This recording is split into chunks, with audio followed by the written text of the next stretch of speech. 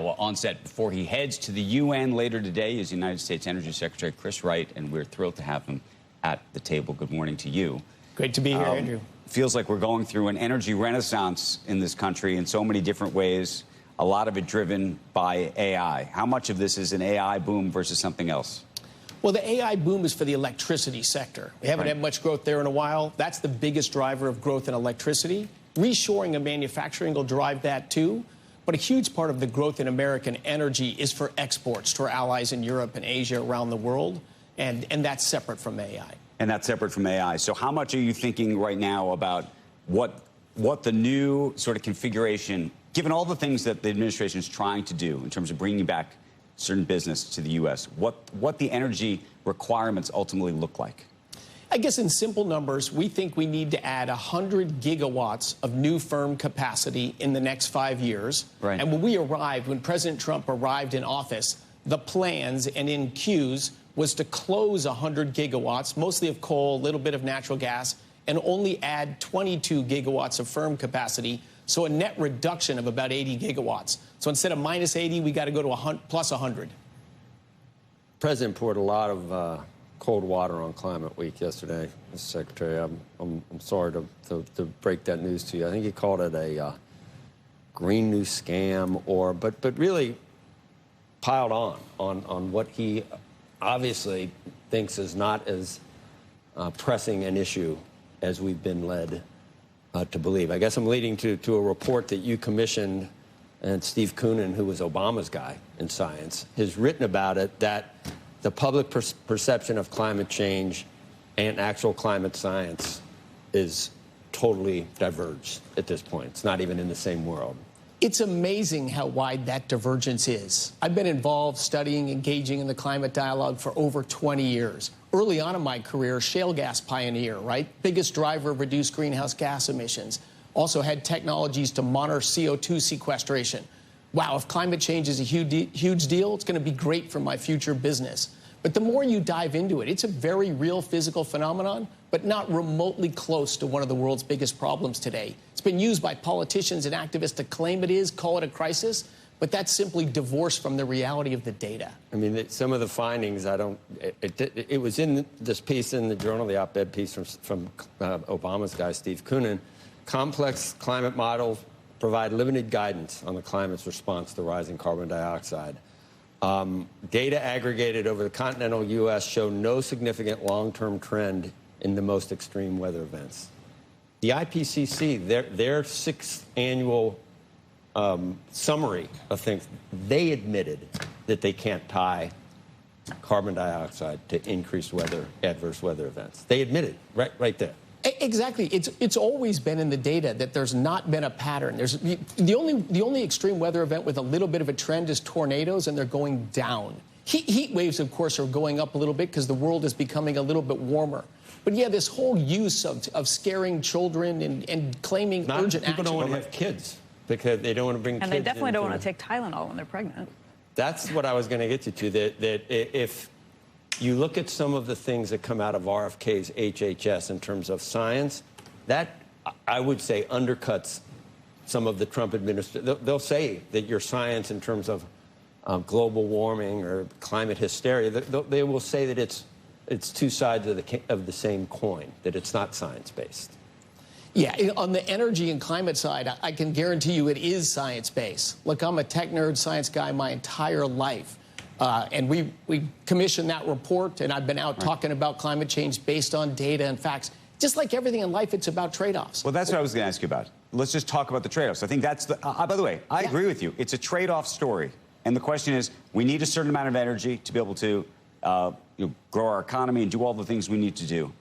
The question is, do you believe 20, 30, 40, 50 years, I don't know, hopefully we can live a very long time, that from a science perspective, we're going to care about CO2. Meaning, you may say to yourself, right now, given the trade-offs, you need coal or you need fossil fuel, whatever, right? I'm with you. Yep. I'm with you there. However, there could be a time, I think I guess the question is, in a perfect world, would you try to use energy sources that don't create the CO2 issue? Oh, I think so. Absolutely. Yeah. I don't think so. We can eventually decarbonize the world, but that's generations away. And decarbonize the world through technology? Absolutely through technology. Chris, if you're arguing that there's no discernible effect, why would you, if it's a phantom menace in your view right now, then why give credence to the idea that you want to, that whole word decarbonize it? We're at 0.04% CO2. It's been 20 times higher in the past when it wasn't warm. So, I mean, the whole idea, the whole linkage between that and adverse weather it's not proven. It's not at all for adverse weather, and you don't expect it to be either. Weather is driven by gradients. The poles are warming more than the equator, so the gradients are actually shrinking. Right. So yeah, do I think it's a huge threat for the world? No, but it does absorb infrared radiation. It is contributing to warming. The world is greener. The world is greener. The world's a little bit wetter, a little bit greener. In general, a better place to be. But in the long run, if you look out 1,000 years, nuclear energy is going to become a huge energy source. And in the way distant future, we'll likely use nuclear energy to produce hydrocarbons. You can't have a modern world without extensive use of hydrocarbons. So what's it going to take to actually get there? What in terms of nuclear? I mean, that's been the holy grail of energy. If we could just get nuclear to actually work and feel safe and people being willing to have it in their neighborhoods, that we could change this entire dynamic. So well, I don't think you can change the entire dynamic because nuclear at the turn of the century was 6.5% of global energy. Today it's about 5%. If we can reverse that trend, get it growing again, get it growing fast, it might be 10% of global energy in the year 2050. Energy systems move slowly. Wind, solar, and batteries, 2.6% of global energy. They're not going anywhere. They'll never get to double digits. Right. So nuclear can be bigger. Fusion's coming along. But these things will move slowly.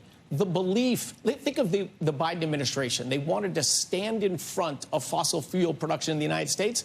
They did nothing to change the world dependence on hydrocarbons. They just drove up the prices. Good for the 1% in the industry, but bad for the other 100%. Talking about driving up the prices, we started by talking about AI and just this big boom. There is a concern in some states already where there is a real effort to bring AI and AI data centers into these states, that the end result is actually driving up the cost of energy for the ordinary American.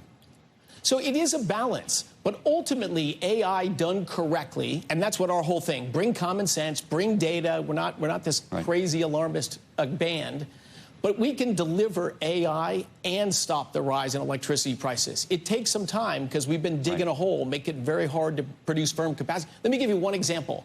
Google signed a deal with Georgia Power and Light, biggest utility in Georgia, to build a huge data center there. And with the way they're going to fund it, Georgia Power and Light locked in their rates for 3 years, no increases.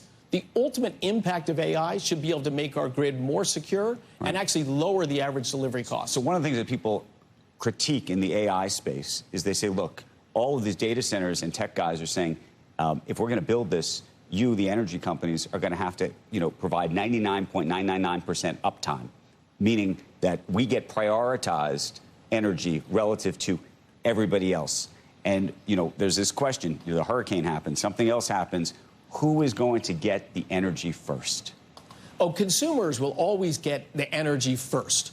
But how you get to all those nines for the data centers is backup generators. Right now, there's backup generators all over the country, and silly EPA rules prevent us from using those backup generators. The electricity grid, people keep saying we need more electrons in the grid. That's not how electricity works.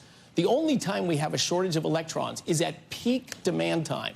We're going to, again, bring some common sense. So let's turn on all the backup generators that are sitting there at data centers today and at other critical facilities and turn them on when we get near peak demand to keep our grid robust. Common sense will help us deliver more data center, more electricity, and lower the cost. But 4 years of careening down the wrong road is going to take some time to reverse. Has the endangerment finding on CO2 that it sort of it set back utilities, it set back a lot of different industries, and it was based on the idea that you could say that CO2 is pollution because down the road you'd have increased weather events. You just said that there has been no linkage between the two. Is the endangerment finding, number one, it was preposterous when it started and an overreach, but it's still not gone. Is it in the courts? Oh, well, the EPA is working on a rule, and a decision will come out, and if they decide to remove the endangerment finding, which I personally believe the data overwhelmingly supports, get rid of the endangerment finding. Talking about extreme weather, deaths from extreme weather on a 100-year plunge. It's never been a safer time to be alive from extreme weather.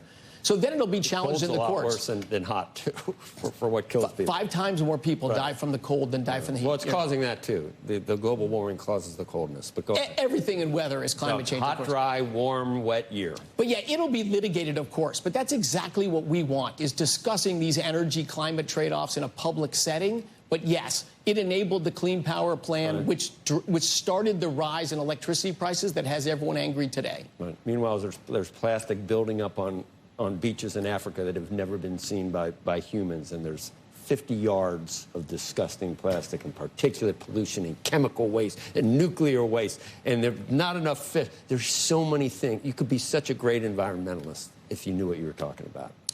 The funny thing is, I predict in a few years, President Trump will win the Climate Hero Award because his policies, which is pro-natural gas and pro-nuclear, those are the only 2 needle movers we have today to reduce greenhouse gas emissions. He's not doing it for that reason. You're right. That's nowhere near our biggest issue. Let's get the plastic out of the ocean. Leave the CO2. It's a longer conversation. Mr. Secretary, thank you for joining us this morning. Thanks for having me. You bet.